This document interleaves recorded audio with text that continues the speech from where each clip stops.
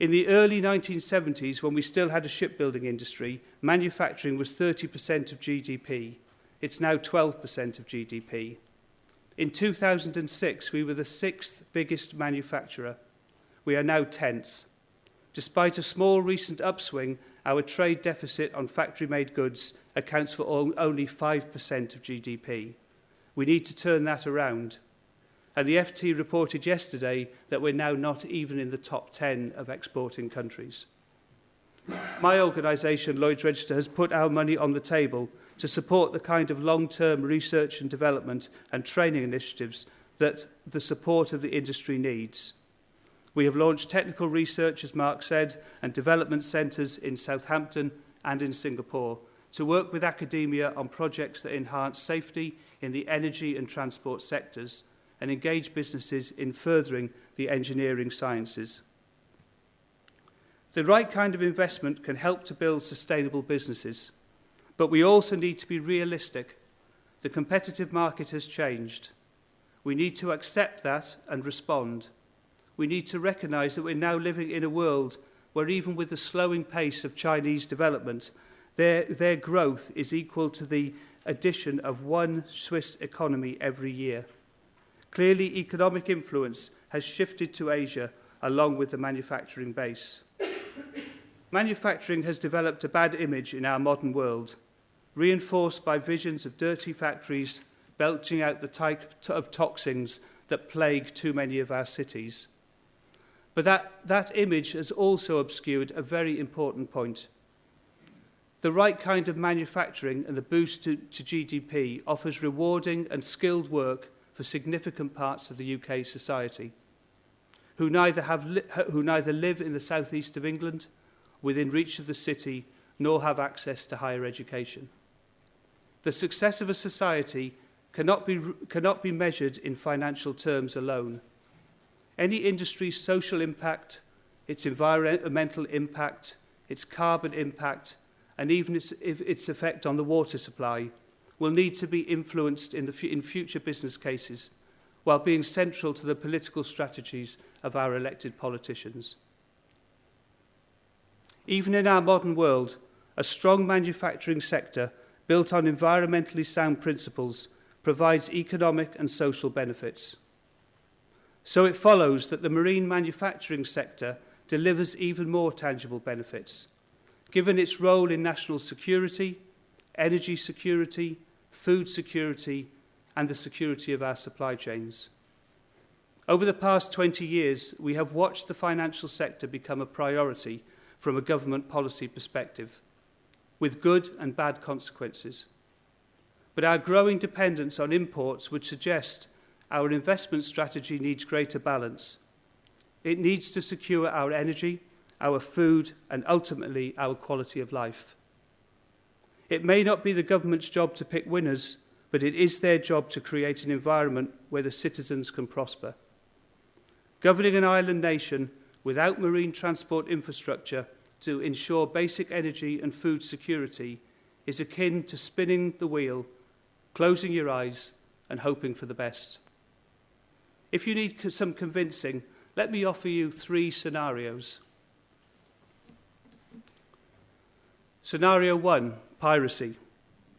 The number of attacks may have abated recently, but what if the maritime piracy off coastal Africa is more than the actions of a few desperate men looking to get rich by extracting a ransom?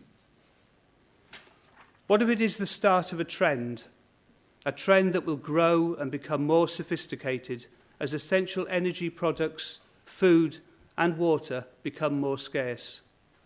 As the value of vital commodities rise, trading ships make tempting targets. At $150 a barrel, a VLCC's $300 million cargo is a very, very attractive target. We've already seen that unfold. In that environment, what should be the primary role of our Royal Navy? Shouldn't it shift from the military role of sovereign protection to the strategic defence of the critical supply routes? What price then will we pay for allowing its capability to erode to the point that it can no longer protect those essential supply routes? As an aside, I personally believe that you will see merchant and naval designs coming closer and defence systems being added to the design of commercial ships, particularly for the cargoes that are essential to the maintenance of our societies. In future, armed guards are unlikely to suffice as the prizes get more attractive. Lord West, the former First Sea Lord, recently described the fact that the Royal Navy has just 19 frigates and destroyers at its disposal as bonkers, a reflection of years of policy making in which annual budgets took precedence over rigorous strategic thinking. I would agree. The strategic capacity of our naval fleet clearly may have to be as much influenced by its responsibility to protect the supply chain as our national sovereignty. This audience may lament the loss of a ship or stolen cargo, but that will dwindle into insignificance if there is no food, no heating, or no energy to power our essential services. Scenario 2. Asia. While successive governments have allowed our shipbuilding and marine supply chains to erode, countries in the East have been busy expanding their capability. This has implications beyond the term of this government and probably the next few.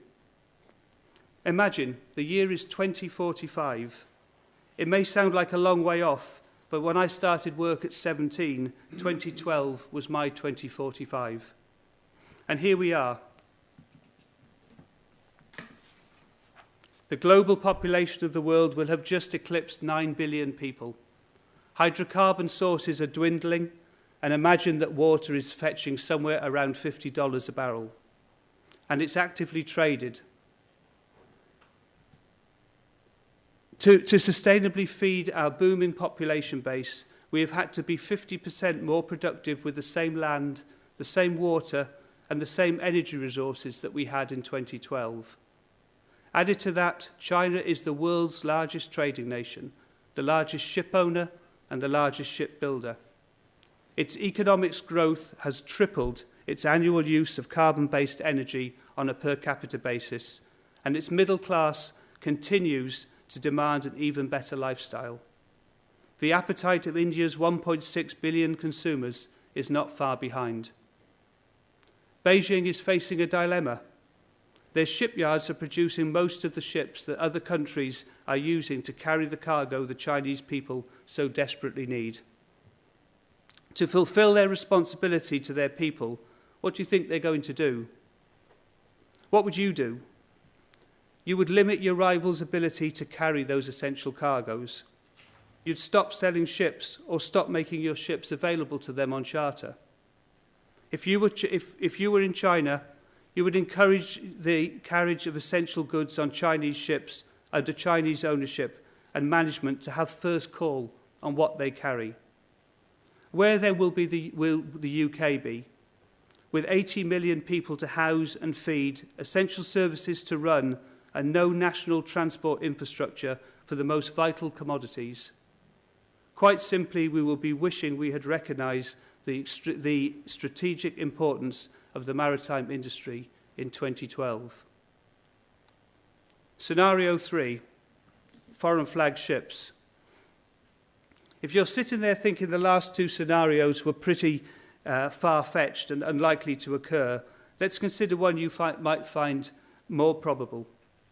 At present, the price of bulk commodities traded in large ships are mainly influenced by supply and demand.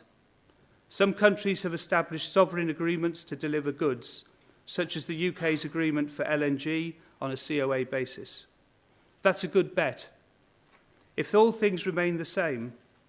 But if you don't build ships or control a dedicated fleet to serve your supply chain, you are still vulnerable to ship-owning countries that shift the availability of their fleets to influence commodity prices. That is not a future scenario, that's happening now. Without a strategy for commercial shipping, the UK is at the mercy of countries which take a longer-term view. You only have to look at the chaos caused by the recent withdrawal of German and Chinese financing for our nuclear power projects to see how vulnerable our energy strategy is. Our energy strategy in the UK is now being decided in the boardrooms of France, Germany, Russia and China. Let me be clear, 4-year maritime programmes designed around electoral agendas are an unacceptable risk. They are the type of strategic long shot that makes the 35-1 offered by your local croupier look safe. In essence, it's a fool's game. Shipping is the glue that holds our globalised world together. Without a strong marine presence, we can expect to become disconnected from it.